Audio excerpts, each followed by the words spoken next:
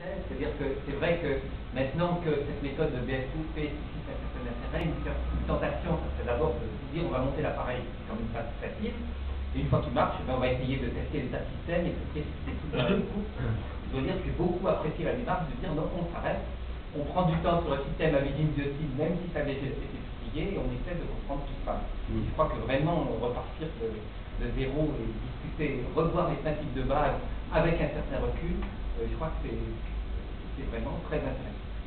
Et puis bon, l'exposé, je crois que ça a mis en place un certain nombre de questions, dont la barrière qui apparaît, des choses comme ça, je crois que c'est assez clair.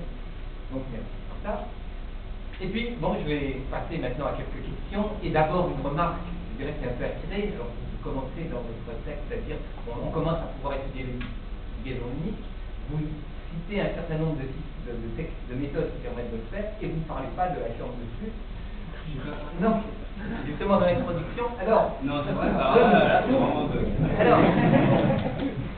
Alors justement, ça me permet justement, ça me permet de manière tout à fait naturelle de dire que effectivement, la méthode DFT permet certainement de mesurer plus de choses et de disséquer certainement beaucoup plus, parce qu'il y a une dynamique plus grande et plus de paramètres.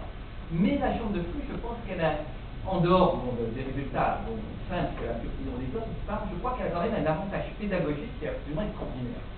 Parce que quand même, quand on a commencé à regarder les liaisons uniques avec la FN, eh bien, quand on utilisait une force croissante, eh bien, on voyait des histogrammes qui s'avillaient très bien, assez fins. On disait, bon ben voilà, j'ai mesuré comme ça la force de rupture. Alors que la chambre de flux, on avait une force